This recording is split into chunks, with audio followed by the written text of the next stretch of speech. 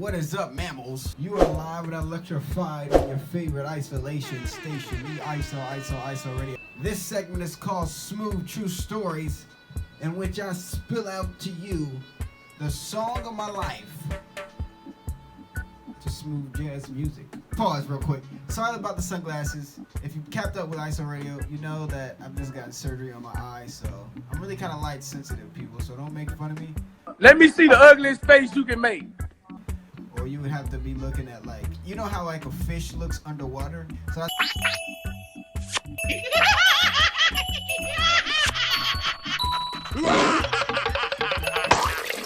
that's kind of how I look, and I don't really want to look like that in front of you guys. So we're just gonna do this shit. So this week's story is one that really still has me scared today, and it happened over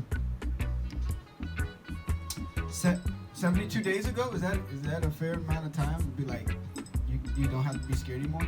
Oh no! Oh no! No! No! Oh no! This story is about how I almost got, I don't really want to say robbed, but I do think I would have gotten severely beat up and they might have taken everything I had. So if that is in the robbed category, then yeah. Out of my way! Can't you see he's gonna kick my butt? I almost got robbed in Jamaica. So we're being robbed! So this happened about, I'm gonna say 9 months ago.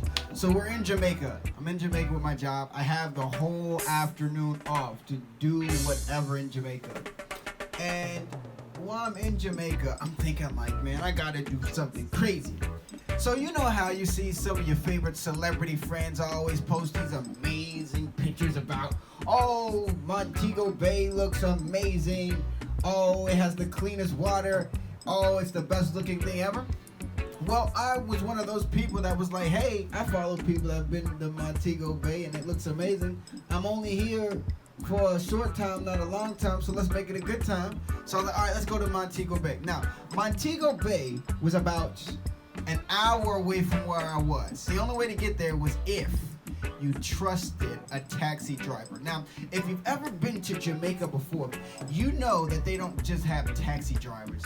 These taxi drivers have permanent license in speed everything. Speed driving, speed eating, speed dating. I'm too fast for y'all, man. These people have no limits when it comes to driving. So at that time I had no clue that when you're in Jamaica, they're gonna just get you to where you're going as fast as, literally as fast as they can.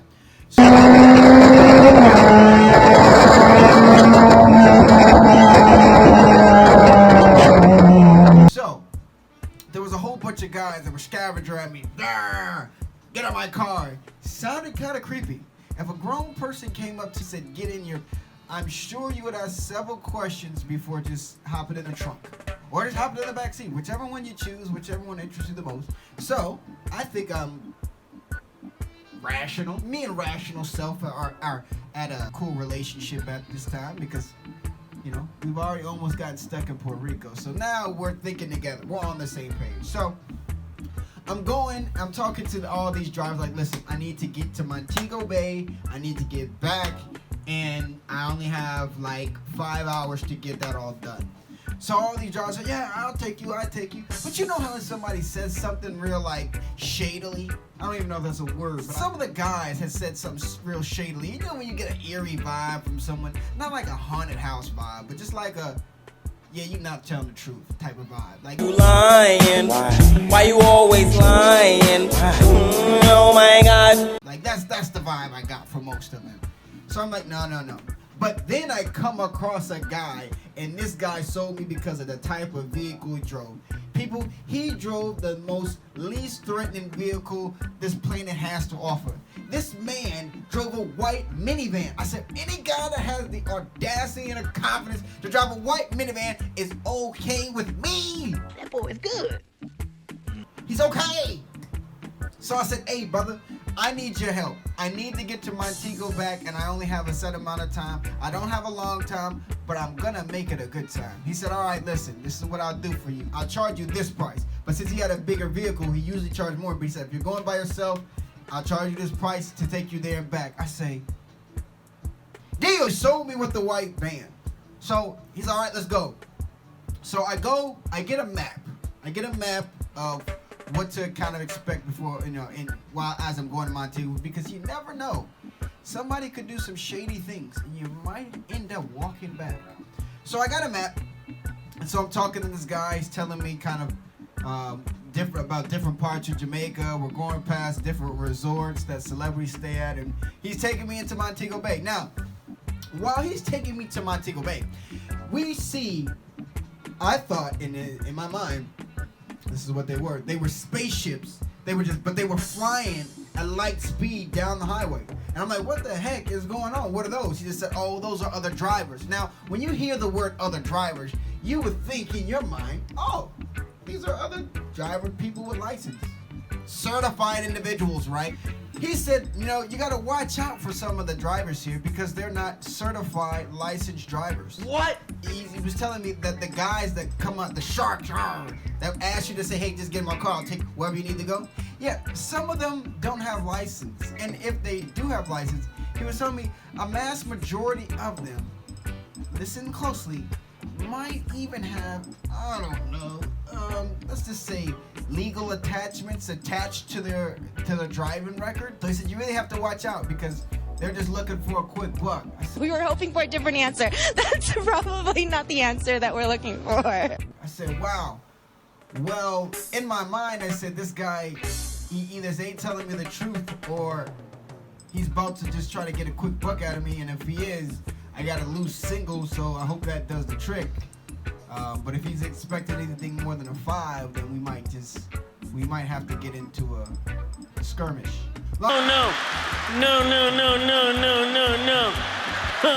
Long story short, 20 minutes down the road, we end up getting to Montego Bay. Now, in my mind, people, Montego Bay is supposed to look like everything people on Instagram post about. All clear water, green grass all over the place, pina coladas, coconuts, fresh air, gerbils that aren't dangerous, all the good stuff people post about in Montego Bay. Well, unfortunately, that was not my encounter with Montego Bay. If I could just give you a general picture of how Montego Bay looked. Montego Bay looked like, all right, you know how if you buy a home that's been abandoned and foreclosed and really hasn't really been tended to really recently, but someone wanted to take care of it, that is the side of Montego Bay that I went to. Very much so different than what's posted about. So I even asked the driver, I said, hey, how much longer to my Montego Bay, bro? He said, yeah, we're here. And when you say here, do you mean we're here in Jamaica? Because I know we're here in Jamaica. I just want to go to Montego Bay, bro. If that's all right. That's what I'm paying you for. That's what the quick bucks for. No, this is Montego Bay. What the beat? I said, oh, all right, well. So now I gotta toughen up because now I can't look soft. So he drives me around, he takes me to the central part of Montego Bay, and he was like, hey, I'm about to come with you. Now I'm a grown adult male man mammal. I don't need no other grown man accompanying me. I can handle myself. This man looks at me and says, yeah, you're gonna want me to come with you. I said, no, I can do it myself. He said, listen, man, you are a tourist. You know how someone calls you something that you really don't want them to call you, but it's true? You are a tourist. You are a mammal. He was really talking to me like that, straightforward. No laughs, no giggles, nothing. So he's like, listen, once you get out this car, they're gonna be on you. What the beat?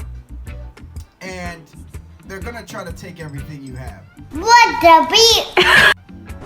I said, whatever, let's go. So get out the car. Now keep in mind, people, here's a picture, here's an image of what I had on that day. Now, nothing special. A white tee, some sweatpants, flops, and a book bag. Nothing that screams tourist, nothing that even screams cool. So we get out the car and we walking. Now we're walking down this eerie street. Looks safe to me, just fairly eerie. Didn't look safe at all. So we're walking down the street, didn't see anybody. We're passing all these stores. Now they look like department stores.